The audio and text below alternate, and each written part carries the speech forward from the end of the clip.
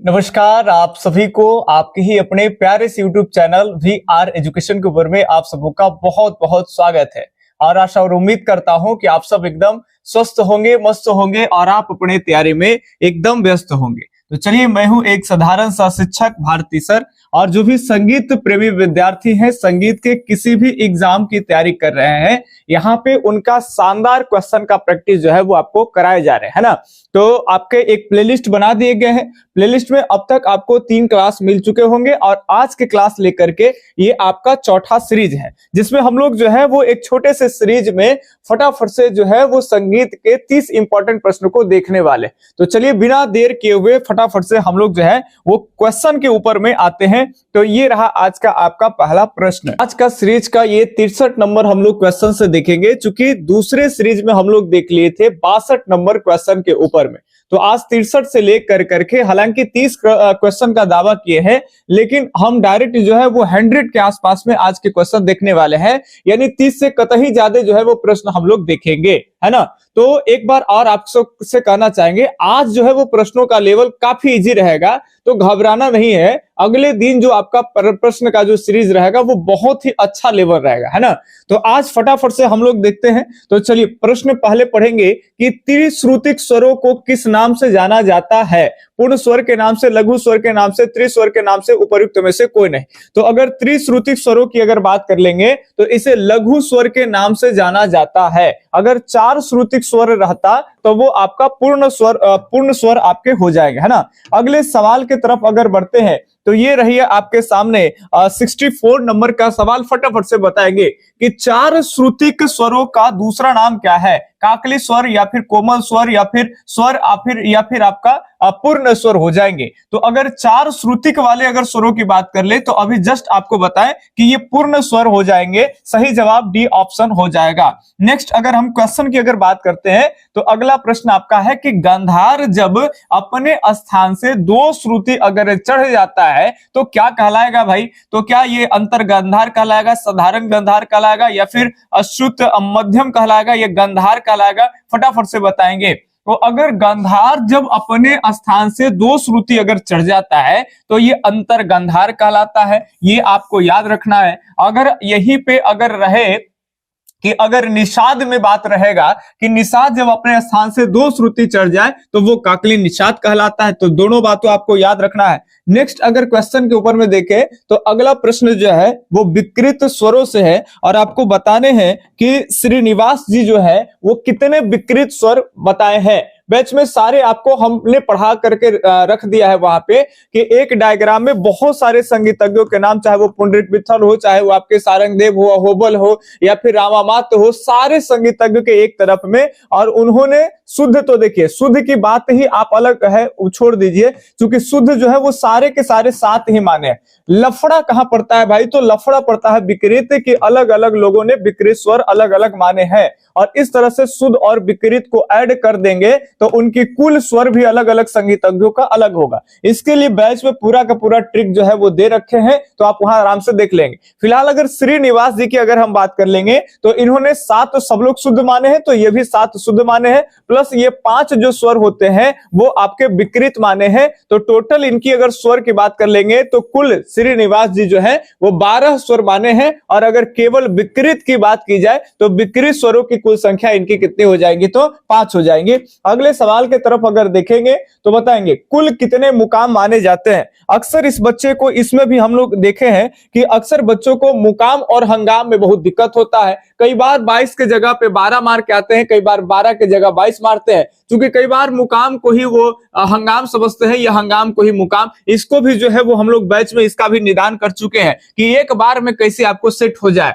लेकिन फिलहाल यहाँ प्रश्न देखेंगे कुल कितने मुकाम माने गए हैं। तो कुल मुकाम जो है वो आपके 12 माने गए हैं। और ये आपके ईरानी संगीत में मुकाम किसको कहते हैं, हंगाम किसको कहते हैं, उनकी संख्या कितने है, सारा आपको बैच में मिल जाएंगे। बताएंगे बीना किताब यहाँ लिखा हुआ है, लेकिन आप समझेंगे बीना की तार पर सर्वप्रथम जो है वो सबसे पहले जो है वो स्वर नहीं, स्वरों की स्थापना पत्ती किसने किया। पहले बता दिए कि टाइपिंग वाले थोड़ा बहुत मिस्टेक करते हैं, तो उस पे आपको नहीं ध्यान देना है। हम यहाँ पे जो प्रश्न का प्रवृत्ति है वो आपको बताते चल रहा है कि वीणा के तार पर सबसे पहले स्थापना पत्ती किसने किया, स्वरों की स्थापना, तो वो करने वाले कोई और नहीं अहोबल हो जाएंगे। फटाफट से हम लोग प्रश्न को देखेंगे। अगर अहोबल के विकृत स्वर की बात कर लेंगे तो सब लोग 7 तो शुद्ध माने तो ये भी मानेंगे, और ये 22 विकृत माने हैं। इस तरह से कुल स्वरों की संख्या इनके 29 हो जाएंगे, और ये ध्यान रखेंगे। और एक इनका और है, 29 के अलावा एक और भी माना जाता है, उसकी भी मान्यता है। वो सारी चीजें आपको पढ़ाया जाएगा। तो अगर बैच जो लोग ले चुके हैं अभी तक, बहुत ज्यादा संख्या में इधर लोग बैच लिए हैं, है ना, तो उनसे रिक्वेस्ट है कि आपको जैसे बताया गया, गाइड किया गया, वैसे क्रम से आप क्लास देखेंगे। ये नहीं कि किसी बार 5वां क्लास तो किसी बार 10वां क्लास, जितने क्लास हो गए वो क्रम से देखेंगे। सारा डाउट धीरे धीरे क्लियर हो जाएगा, फिर लगेगा कि हाँ सर मजा आ गया, है ना। चलिए, तो प्राचीन समय में 2 स्वरों से युक्त गायन क्या है? 2 स्वरों से युक्त गायन, ये सब आप लोग पढ़े होंगे। बेसिक बात है कि गौथी कहते हैं, और 1 स्वरों से युक्त गायन को आर्चिक कहते हैं। ये सारी बातें नॉर्मल सी बातें हैं, कोई भारी बात नहीं है। नेक्स्ट क्वेश्चन, खाली मजेदार प्रश्न पहले बता दिए कि आज का जो प्रश्न का लेवल है भाई मेरे काफी हल्का है, तो आराम से जल्दी जल्दी प्रश्नों को देखेंगे। प्राचीन काल में एक स्वर से गायन को क्या कहते हैं? तो एक स्वर से गायन को आर्चिक कहते हैं। सही जवाब यहाँ हो जाएगा आपका ए ऑप्शन। सामगान के 2 भाग भी होते हैं, आर्चिक और क्या होते हैं भाई, तो ये आपको बताना है। चलिए अगली, सुनहरी रंग किस स्वर से संबंधित है?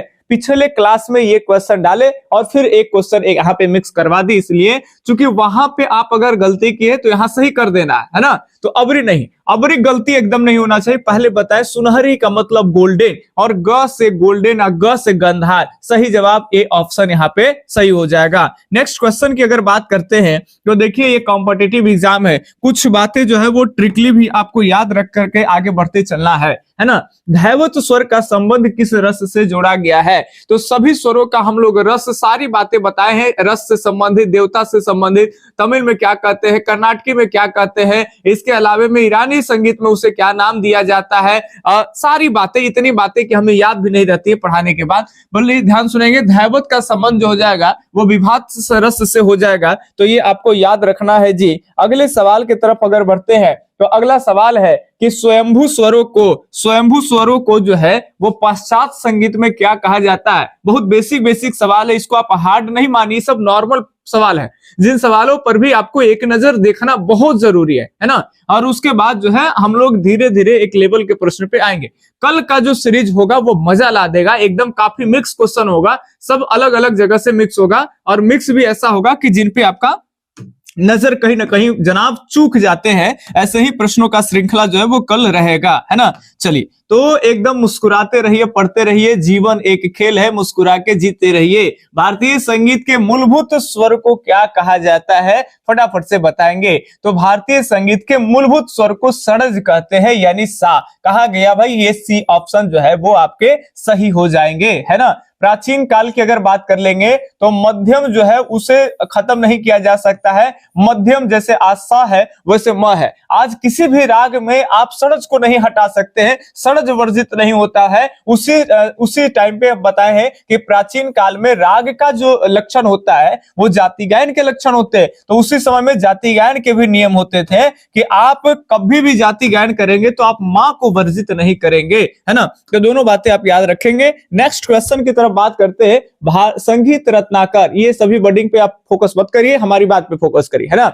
संगीत रत्नाकर के टीकाकार निम्न में से कौन है? तो संगीत रत्नाकर के टीकाकार कौन हो जाएंगे? सिंह भूपाल हो जाएंगे। और पिछले दिन आपको क्वेश्चन कराए थे, क्या आपको याद है? इसलिए कहते हैं कि प्रैक्टिस जो है ना, वहां पर भी आप यूट्यूब पे अगर जो बच्चे पहले आए हैं तो प्लेलिस्ट बना हुआ है आपका संगीत का नया, है ना। और ये शुरुआत की जो थंबनेल है वहां पे आपको देखने को मिल जाएगा। एक ही थंबनेल पे हम लोग लगातार काम कर रहे हैं, है ना। क्वेश्चन अलग होंगे, थंबनेल सेव होंगे, और पिछले चीजों से भी लिंक कराने का काम करें।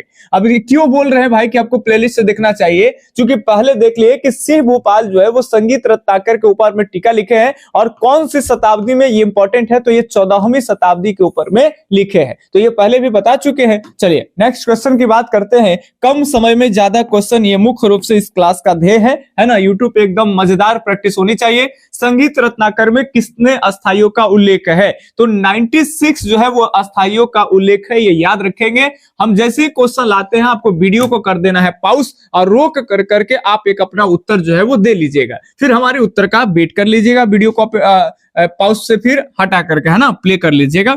नेक्स्ट क्वेश्चन है आपके सामने कि संगीत रत्नाकर में संगीत रत्नाकर में कहा गया भाई मेरे, विकृत स्वरों की संख्या बताइए। तो संगीत रत्नाकर में अगर विकृत स्वरों की संख्या कहें तो सबने 7 तो शुद्ध माने, विकृत ये 12 मान लिए हैं। तो टोटल सारंग देव की कुल स्वरों की संख्या कहे तो 12 और 7 19 हो जाएंगे। तो सही जवाब जो हो जाएंगे, केवल विकृत पूछा जा रहा है तो इनके विकृत स्वरों की जो संख्या है वो भाई वो हो जाएंगे 12। क्लियर। चलिए नेक्स्ट क्वेश्चन की अगर बात करते हैं तो अगले क्वेश्चन, संगीत रत्नाकर के किस अध्याय में ताल संबंधित विवरण है? ये सब तो पढ़े ही होंगे, धुआं उड़ा दे रहे होंगे ऐसे प्रश्नों को लेकर के, और ऐसा आपको एकदम नहीं सोचना है कि इस तरह के प्रश्न नहीं आएंगे, क्योंकि कई दिनों से बच्चों की इतनी अच्छी तैयारी हो चुकी है, यकीन मानिए कि जो पहले नहीं जानते थे तो यही उनको भारी लगता था शुरुआती दिनों में, अब उनको लगता है सर इस तरह का क्या प्रश्न लाते हैं, एकदम नॉर्मल है ये, वो कुछ लेवल का लाइए।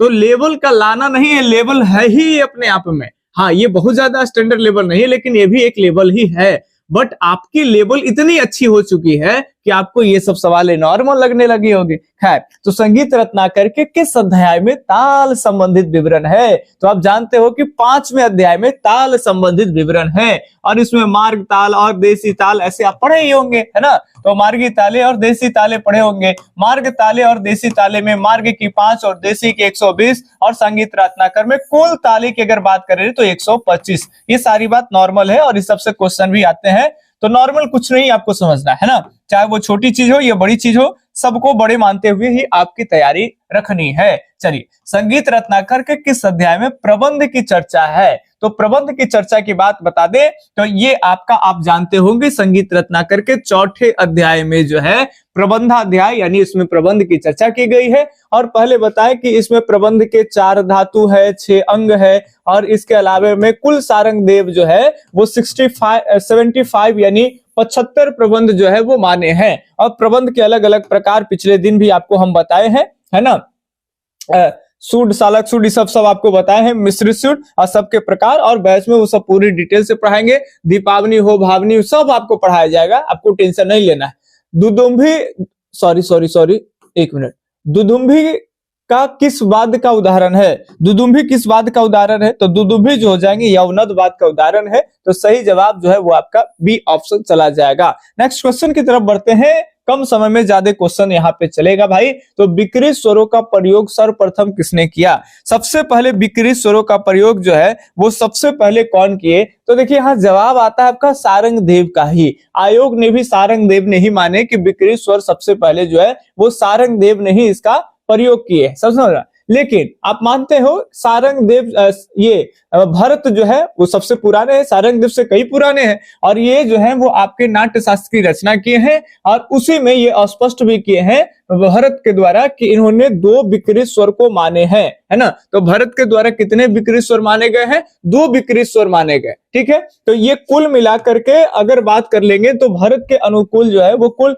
9 स्वर इन्होंने एक्सेप्ट किए हैं, 7 शुद्ध और 2 जो है वो विकृत स्वर। तो विकृत स्वर का उल्लेख तो सबसे पहले भरत ही करेंगे, लेकिन यहाँ पे जो आपका जो जवाब आता है आयोग के द्वारा भी आंसर माना गया है सारंग देव। तो आपको यही याद रखना है, ठीक है। ज्यादा कहीं कहीं दिमाग लगाना भी उचित नहीं होता है ना, लेकिन आप दिमाग लगाइए, चीजों को रखिए, लेकिन कुछ चीजें आपको एग्जाम के पैटर्न और आयोग के आंसर के अनुकूल भी चलना है, नहीं तो 1 नंबर बेकार में चला जाएगा, और 1 नंबर पॉइंट के लिए जो है आदमी इधर से उधर हो जा रहा है। एक नौकरी वाला कहलाएगा और एक बेरोजगार कहलाएगा, है ना।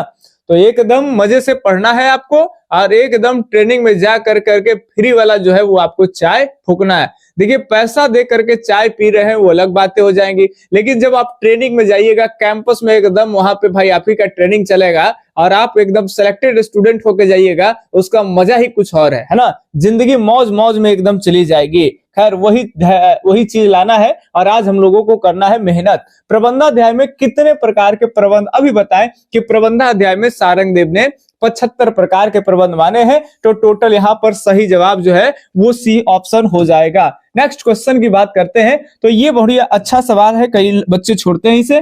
प्रयोजन के आधार पर सारंगदेव ने कितने प्रबंध के प्रकार माने हैं? तो 3 माने, याद रखना है कि 3 प्रकार माने हैं प्रयोजन के आधार पर सारंगदेव के द्वारा। अगले सवाल की बात कर लेंगे, तो कह रहा है कि तबले में फर्रुखाबाद किसके लिए प्रसिद्ध है?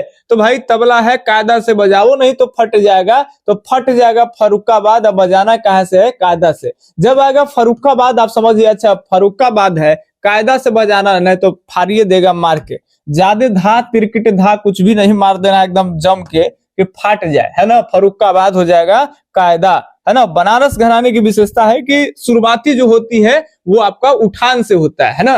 जैसे ही कलाकार जो होते हैं वादन करने के लिए जब तबले पर बैठते हैं तो थोड़ा सा विलंबित लय में हल्के हल्के अपना मूड बनाने के लिए उठान की शुरुआती करते हैं। चलिए, पंडित राम नारायण किस वाद्य के लिए प्रसिद्ध है भाई? तो ये पंडित राम नारायण जो है वो आपके सारंगी वादन के लिए प्रसिद्ध हो जाएंगे। तो यहाँ पे सी जवाब जो है जनाब बिल्कुल सही है।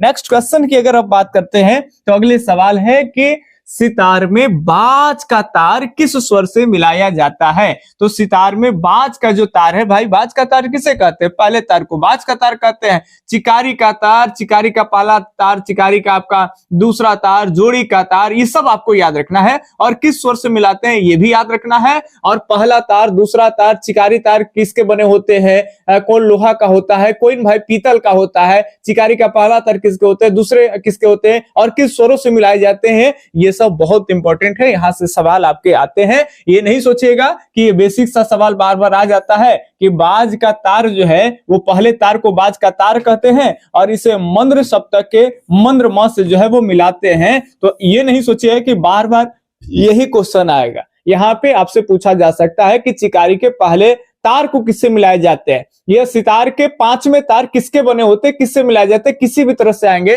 कोई बात नहीं। आप बैच में आइएगा, आपको सारा कुछ आपको ट्रिकली बताया जाएगा। इसमें आपको याद करने की जरूरत ही नहीं है भाई, हम याद नहीं रखते हैं, है ना। अब आपको ऐसे ही आपको पढ़वा भी देते हैं, देखो जब भी सितार आएगा वहां पे बताएंगे, कुछ नहीं करना है। तो 2 और 3 क्या होता है? तब 5 होता है ना भाई, ये तो सब जानता है कि 2 और 3 5 होता है। तो दूसरा और तीसरा जो तार है ये याद रखेंगे, इसे जोड़ी का तार कहते हैं। और जोड़ी अगर मिला देंगे दोनों के 2 3 तो हो जाएगा 5, अब प से 5 अब प से हो जाएगा पीतल। तो ये 5 पीतल होगा, 2 और 3 ये पीतल होगा। बाकी सब जानते हो कि सितार में आपके 7 तार होते हैं। जनाब कितने तार होते हैं? 7 तार होते हैं। तो बस ये दूसरा और तीसरा को कहते हैं जोड़ी का तार।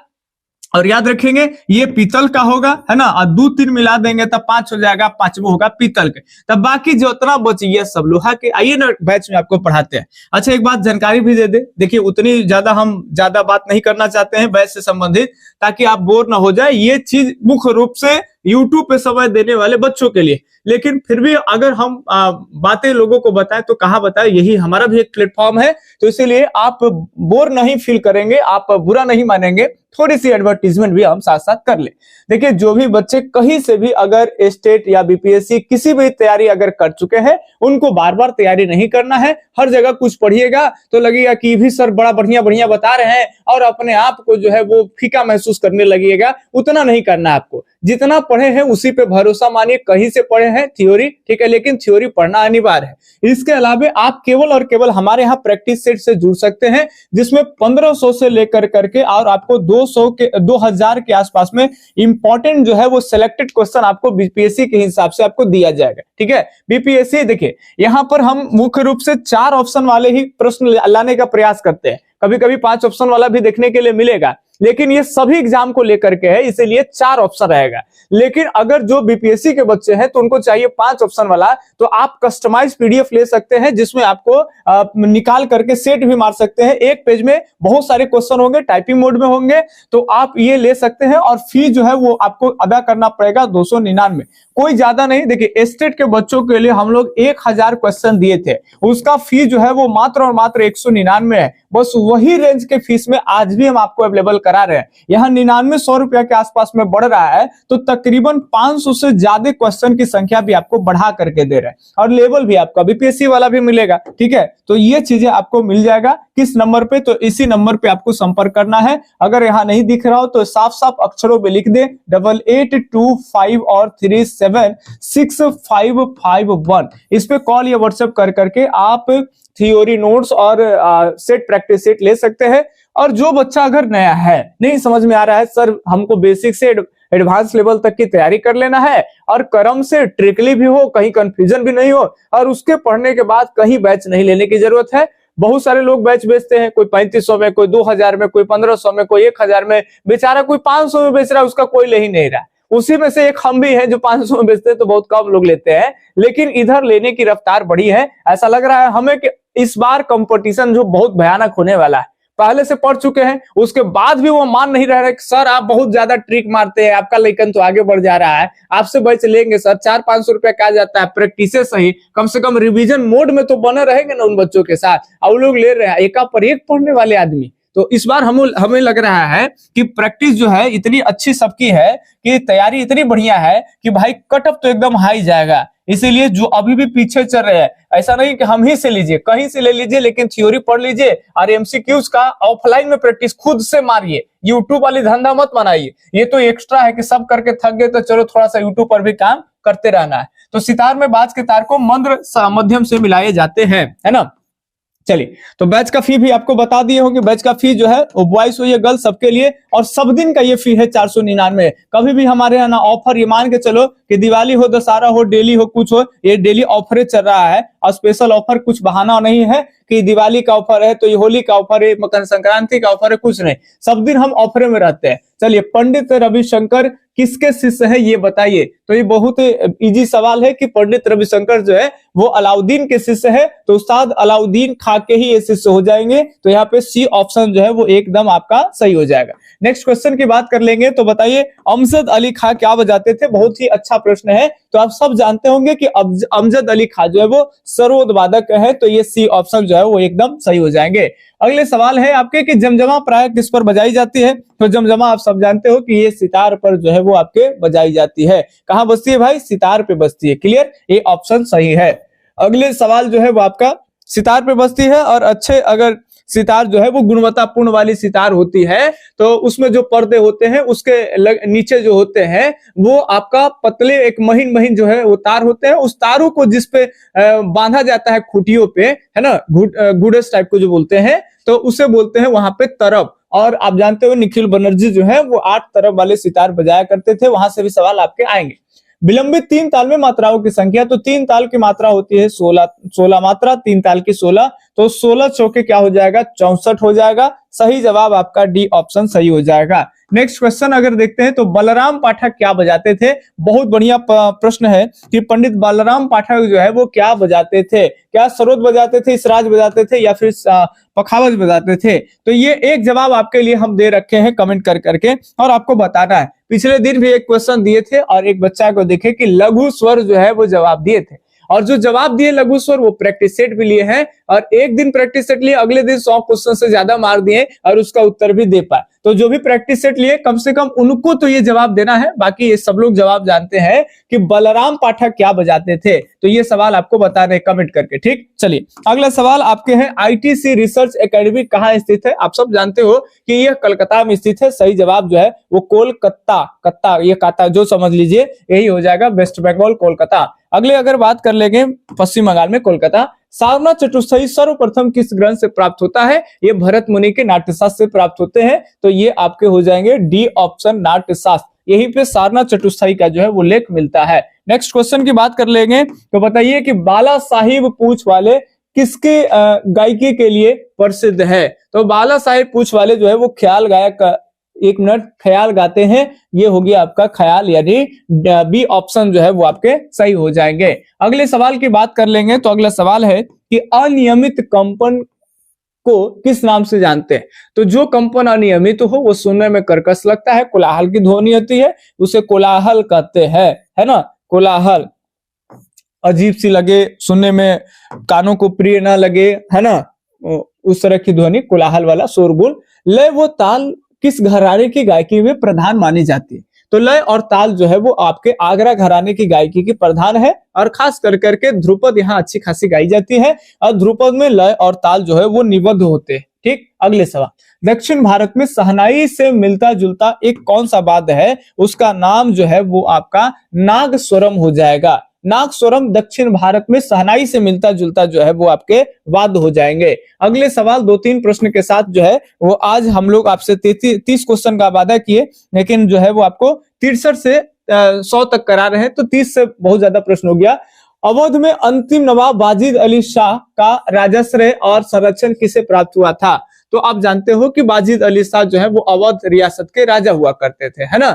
और इनके दरबार में ही, जब इनके पिताजी ही राज करते थे, तो इनके दरबार में बेगम हजरत महल जो एक नारी है वो डांस करने के लिए, परफॉर्मेंस देने के लिए राज दरबार में आती थी, लेकिन काफी खूबसूरत थी, और बेगम हजरत महल के ऊपर में नवाब वाजिद अली शाह का दिल चल गया था, और उन्होंने उस लड़की से विवाह कर लिए। और जब इनके पिताजी का निधन हो जाता है तो नवाबों की गद्दी जो है वो वाजिद अली शाह को मिल जाती है। वही वाजिद अली शाह जो ठुमरी के प्रवर्तक माने जाते हैं, ठीक है। अब ऐसा है या नहीं है, लेकिन इन्हों कहा जाता है, क्वेश्चन यही बनेगा आपसे, ठीक है। और जब वाजिद अली शाह की विदाई हो रही थी कानपुर से लखनऊ, लखनऊ से कानपुर जो कर लीजिए, वहां से अंग्रेज जो है इन्हें हटा दिया गया था। ये कुप्रशासन के कहीं ना कहीं इन पे आरोप लगा कर करके कि वाजिद अली साहब अच्छी प्रशासन नहीं चला रहे हैं। इनके शासन काल में जोतदारों के और जमींदारों का मन बढ़ गया है, काफी सेनाएं रख ले है, प्रशासन ठप हो गई है, इसलिए कुप्रशासन का आरोप लगाते हुए और इन्हें वाजिद अली शाह को वहां से और बंगाल के क्षेत्रों में भेजा जा रहा था। इनकी विदाई हो रही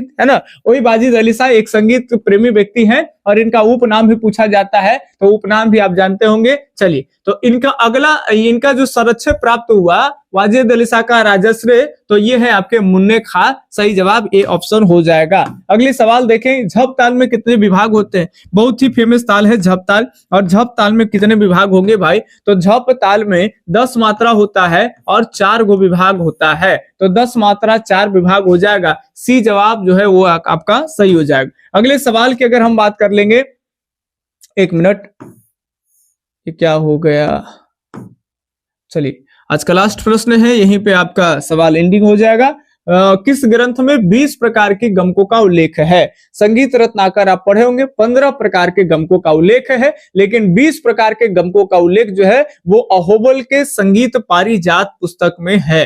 तो दर्पण में नहीं, संगीत समाचार में नहीं, पारिजात में बिल्कुल सही यहाँ पे ये होगा। संगीत रत्नाकर की बात कर लेंगे तो यहाँ गमक की 15 वेराइटीज है। दक्षिण भारत में बात कर लेंगे गमक 19 गमक का प्रचलन है ना। तो ये सब कुछ सवाल है, और ये कुछ अब एंड हो गया, तो है ना। तो ये आपको इस तरह के प्रश्नों के साथ है अब हम अलविदा लेना चाहेंगे। प्रश्न काफी इजी भी लगा होगा, कितना स्कोर आया कमेंट करके आप जरूर बताएंगे हमें, है ना। और अगर किसी तरह का अगर आपको सुझाव देना है तो आप सुझाव देंगे। हाँ, जीके जीएस वाली बातें हैं, बीच में स्टॉप हो गया था, थोड़ा सा टाइपिंग वाले ही हमसे रूस गए थे, और वो 75 तरह की बीमारियों का ये लगाने लगे कि ये है वो है, लेकिन वो मूड में आ गए हैं कि सर क्वेश्चन आपका हम टाइप करेंगे, है ना।